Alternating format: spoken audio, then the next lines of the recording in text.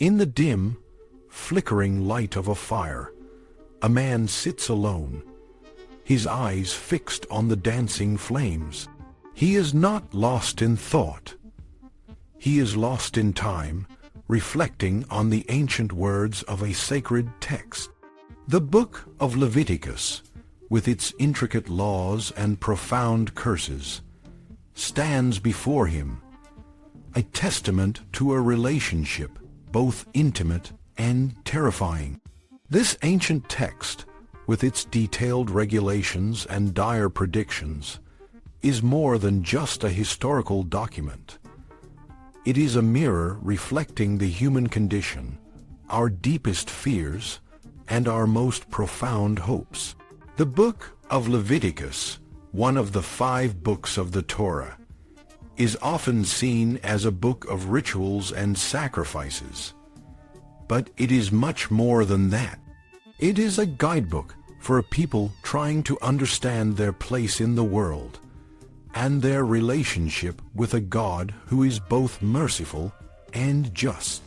The text is filled with laws and commandments, but it is also a narrative of a covenant, a binding agreement between God and the Israelites.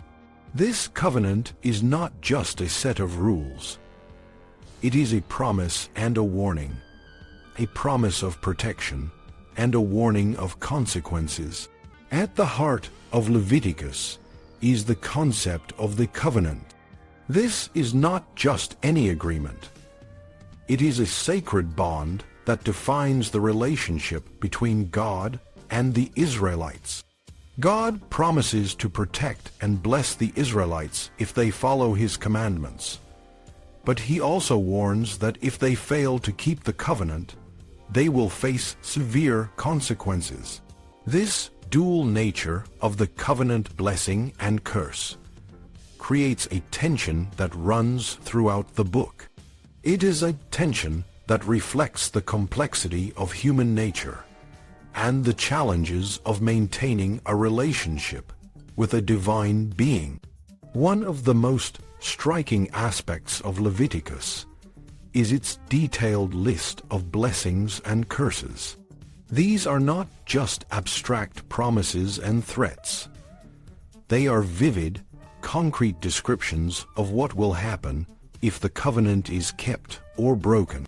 The blessings are promises of prosperity, health, and security, while the curses are dire warnings of famine, disease, and exile. The language used in these sections is powerful and emotional, designed to evoke a strong response from the reader. For example, in chapter 26, God promises to break the bars of your yoke and make you walk upright if the Israelites keep the covenant. This image of breaking free from the yoke of oppression and standing tall is a powerful symbol of liberation and dignity. It is a promise of a better future, a future where the Israelites can live in peace and freedom. However, the curses are equally vivid and terrifying. If the Israelites break the covenant, God warns that their heavens will be like iron and their earth like bronze, a grim simile that paints a picture of a land so barren and unproductive that it cannot sustain life. This is not just a punishment. It is a warning of the dire consequences of turning away from the covenant. The use of such strong, evocative language is not accidental. It is designed to leave a lasting impression on the reader, to instill a sense of the seriousness of the covenant.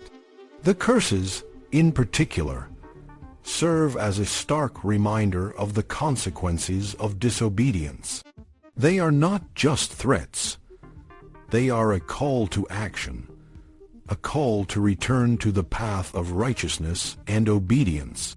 But why would a text filled with such harsh warnings and threats be considered a source of guidance and inspiration? The answer lies in the deeper message of Leviticus. The book is not just about the laws and the consequences of breaking them. It is about the relationship between God and the Israelites. The covenant is a symbol of that relationship, a symbol of the love and trust that must exist between a people and their God. The laws and the consequences are the framework within which that relationship is maintained and strengthened. The relationship between God and the Israelites is not one-sided. It is a mutual agreement, with both parties having responsibilities and obligations. God promises to protect and bless the Israelites, but He also expects them to follow His commandments. This mutual responsibility is what makes the covenant so powerful and so significant. It is not just a set of rules. It is a way of life, a way of being in the world. The laws in Leviticus are not arbitrary or meaningless. They are designed to create a society that is just, compassionate, and holy. The laws about sacrifice, for example, are not just about ritual. They are about acknowledging God's sovereignty and expressing gratitude and repentance. The laws about cleanliness and purity are not just about hygiene. They are about maintaining a state of spiritual readiness and holiness. The laws about social justice and care for the poor and the vulnerable are not just about ethics.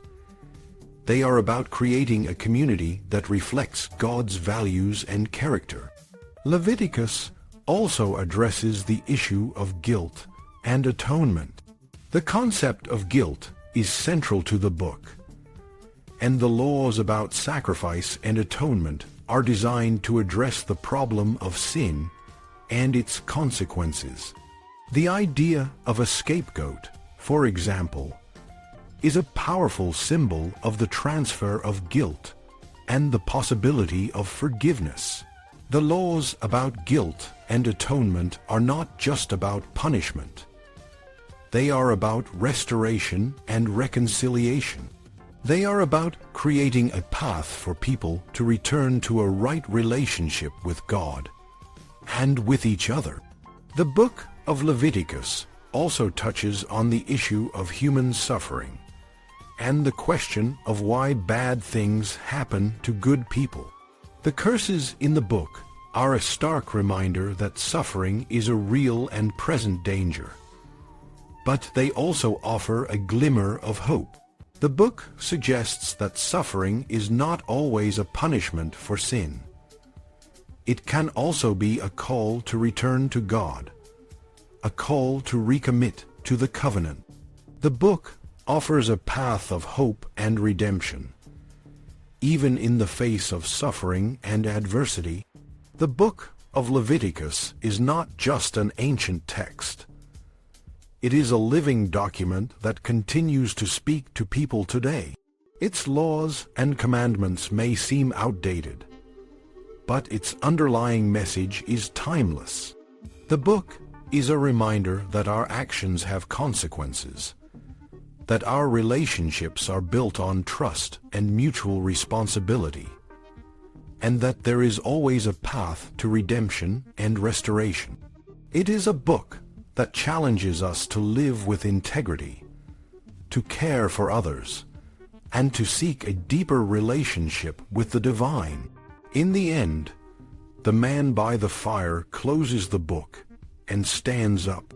He looks out into the darkness, but in his heart there is a flicker of light.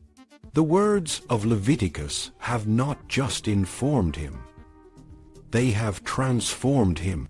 He understands now that the covenant is not just a set of rules.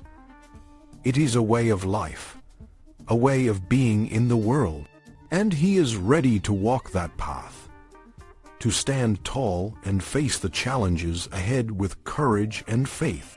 The fire burns low and the night is silent, but in the darkness there is a promise of a better future. a future where the covenant is kept and the blessings are real.